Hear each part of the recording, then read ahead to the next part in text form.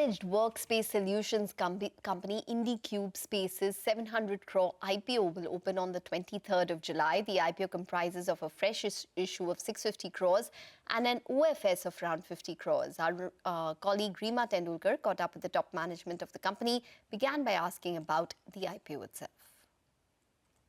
If you look at, we were following the IGAP accounting standards till 2023. And then in the last 2 years, we have moved to the India's accounting standard. And as per the IGAP accounting standard for the FY23, we have reported a profit as per the income tax filings that we have done.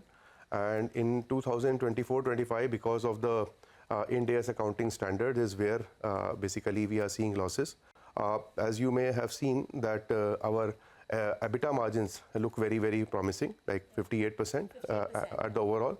Now, obvious question people ask is that from such a high EBITDA, how suddenly you are having losses? The thing is that whatever rental payouts that we do to our landlords, they are all capitalized and they are also treated as a liability from a payment perspective, and those do not factor in the EBITDA. So as a result, you see very, very high EBITDA margins. So the lease rental is excluded from the EBITDA. Yes. It comes in below as line item. Correct. Okay. So that is where you see extremely high EBITDA.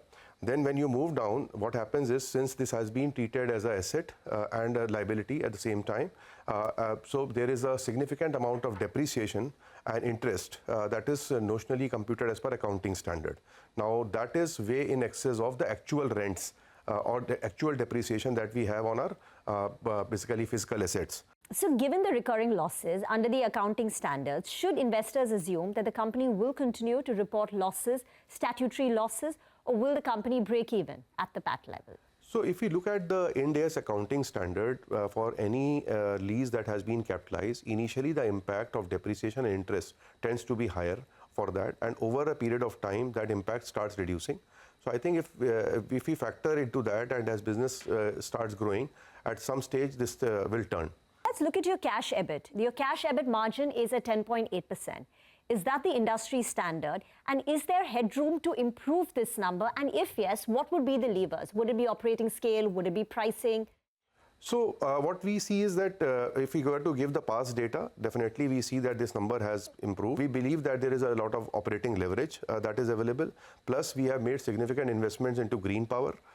We have commissioned a 20 megawatt solar plant in Karnataka, out of which more than 50% is already operational over there. So we see a significant amount of savings should accrue to us on account of those investments as well. So now just to understand and to summarize what we've spoken so far, under IGAP, the company turned profitable in FY23. It's showing a loss purely on account of India's accounting. The correct margins to look at would be the cash EBIT margins, which are at 10.8%, but there is scope for those, there is headroom for those cash EBIT margins to go up. I mean, you all have a fundraise of about 463 crore, which will be used for CAPEX, for increasing the pipeline. So your current AUM is 6.4 million square feet, and the active stock is 6.3 million square feet. Explain to us what this pipeline will look like, the AUM that you will manage, say, once you deploy all the money. So as you rightly said, the AUM is 8.4. So there's a headroom of 2.1. If you can see, from 6.3 million square feet of active stock between 8.4, you have 2.1. And our capex cost is about 1,500 rupees per square feet. So for that, 2 million into 1,500 would amount to almost like average about 300 crores would be going to kind of cover that 2 million square feet. And the balance 150, we have actually kept the buffer for the growth. So that is how the whole 460 crores which you're seeing would be utilized in the capex. Rishi, your revenues have practically doubled in 2 years. And I think the revenue CAGR is like close to 35%. So you've outpaced the industry. In this period, what was the industry growth rate, and can you continue to outperform? Yeah, so if you look at the CBRE data, the year that got over, the calendar year 2025, was done at about 100 million square feet of managed office space. This number was about 80 million a year back. And as per their forecast, in next 2 years, this number is likely to go to about 140 million. So the industry has grown and looks likely to grow at a very healthy growth rate, about 20%.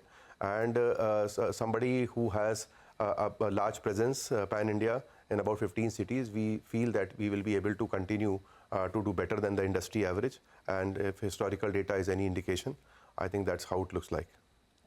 What percentage of your FY25 revenues, for instance, come in from global capability centers? And could you provide a segmental breakup of your revenues? In terms of seats, if I have to go, it's a 63% comes from more than 300 seats. So we are pretty much practically, large customer, long stay customers. So more than 300, I said 63%. Out of that, 44% is GCC and 56% is your Indian MNCs, large conglomerates, also includes the startups of the world. How is your business model different? There are so many companies. Like last week we had this week we had SmartWorks listing. WeWork is looking to file its papers.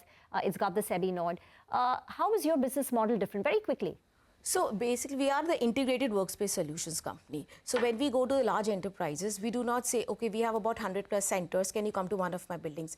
Instead, we go with a solution-based approach. We ask them, what is your real estate needs? Where is your talent located? And accordingly, we do the solutions for them. So there are times when they say, okay, we do already have a center, but can you design and build for us, which is our bespoke model? Or can you give us the services, which is our one model? Provide a lot of value-added services, which is your differentiating factor in terms of a business model, where you provide bespoke services, catering, transportation, whatever the company basically requires.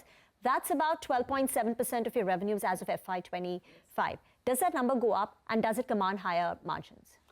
So if we see, again, I will give the historical data that 3 years back, this number was about 9%. And it has been growing because what we have seen the trend is that once the customer comes to us, they like us, they start buying more and more services. A lot of B2B and B2C services is what they add. And that is where if you look at our multi-center client revenue has also grown substantially to about 44% over there. What does that mean exactly? It means that typically what happens when a customer comes to us, they take up space in one of the buildings or centers, and once they like, then they expect us to do more. They take more spaces either in our centers, or they expect us to provide services. Or so 44% of your revenues come from clients who have offices in more than one space with you. Multi-center. Yes. Multi-center. Yes, multi-center we call it. Who are your big investors right now in the company? So we have one institutional investor, Westbridge, and they have invested 190 crores till date. And the promoters have invested about 125 crores. We have an individual investor, Ashish Gupta, who is on our cap table as well. And total equity raise has been only 325 crores